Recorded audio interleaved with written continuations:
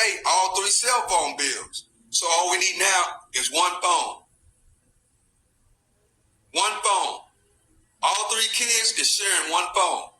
And guess what? We don't hardly have no data on the phone. So you really can't use the internet on it because we got to keep the phone bill up under $20. Some of us some of us need Doge in our households. I said, some of us need Doge in our households.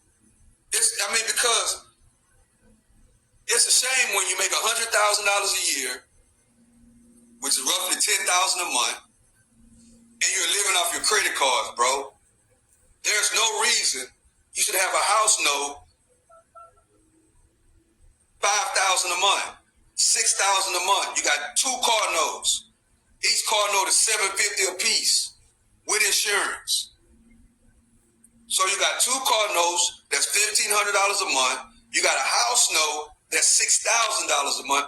That's $7,500 right there. We only bring in $10,000. Okay, now we got phones. Everybody got phones. We got an internet. The phone bill for everybody in the house is $300. Now we got an internet bill. We got cable. We got all these things. We go out to eat. The kids got to have DoorDash and Uber every damn day.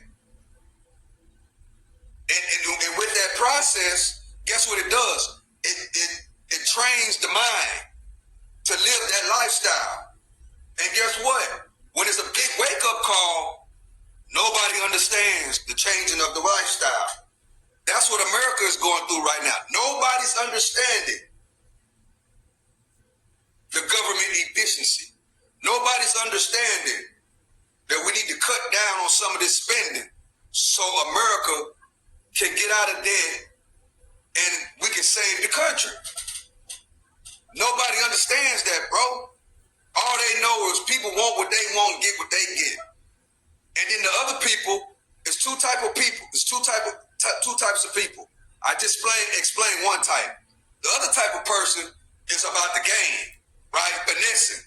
You know what I'm saying? The finessers, which are the scammers and the schemers, right, want to keep the spending going on along too. Why? Because they keep getting what they want to get out of it. They are scammers. They are finessers. See, we have that type of people in the household, right? So the things that are going on in America, bro, I guarantee you right now, 7 out of 10, probably higher number than that, because we talk numbers over here, percentages. 7 out of 10 households are in the same position. It's probably a higher number than that. I'm giving 7. 7 out of 10 households are in the same position as the federal government.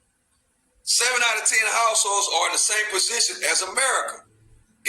Why you say that, Stock Sniper? Because once, as a leader of your household, once you sit everybody down and say, we're going to cut off the internet, we're going to cut off Netflix. You got a daughter that drives a BMW, but the car note is $750 every month. Daughter, we got to sell that car. Maybe we need to sell the car and buy you a Honda Accord. Guess what she's going to do? Oh, she might go into an uproar in the race. Why?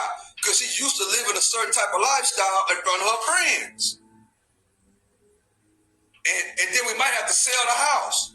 Well, spouse, kids, we're going to have to sell the house, and we're going to take the money and put it in the emergency fund, and we're going to go down to a 1-bedroom apartment, for an example. Well, we might have to make that move, bro.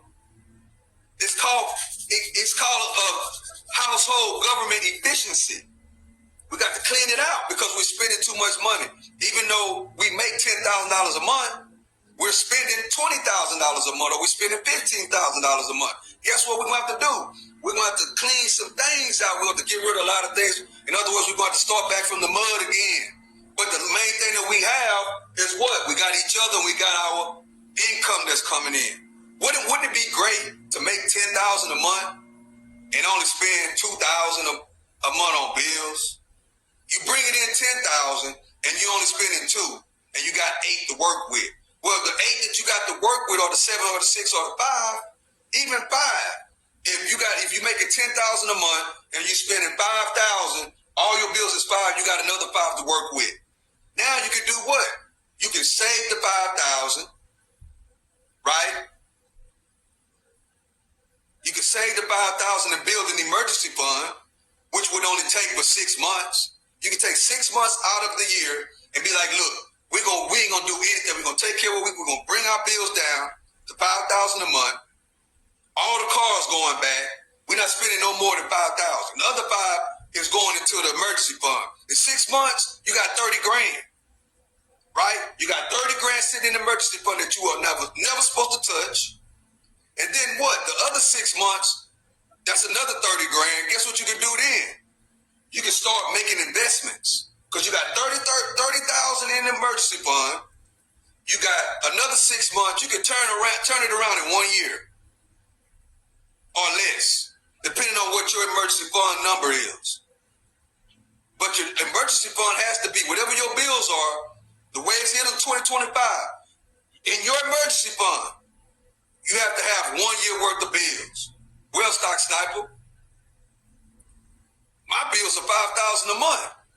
That means I would have to have $60,000 in the emergency fund. Ain't no way. I've never had $60,000 in the emergency fund before, Stock Sniper. I've never seen $60,000 before.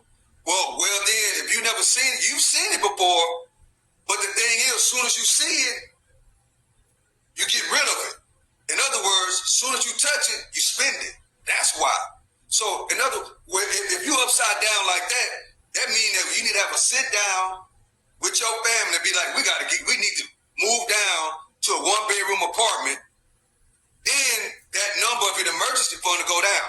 If you say all the glamour and the glitz and everything and all the shining gotta go. We're gonna move to a 1-bedroom apartment.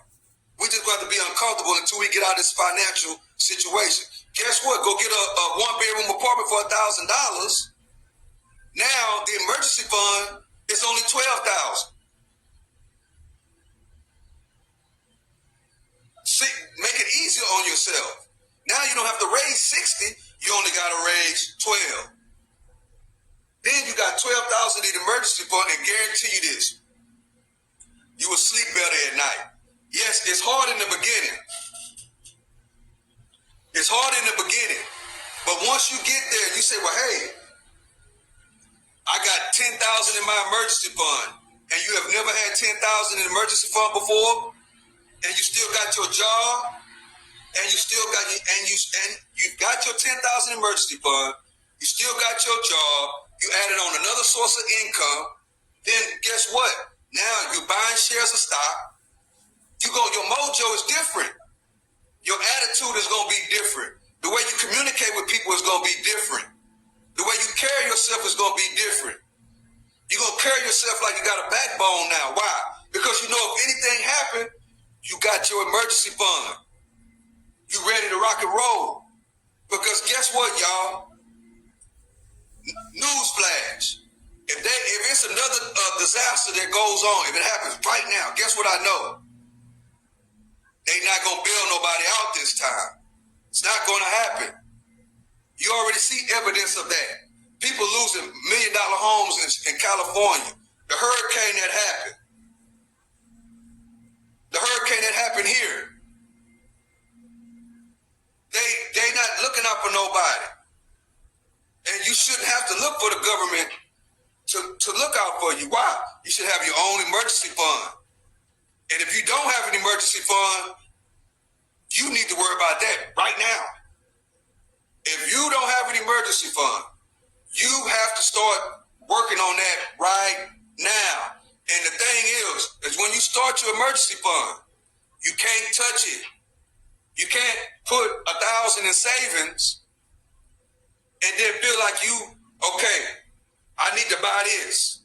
And then go into the savings account and switch it over to the checking account and spend it. No.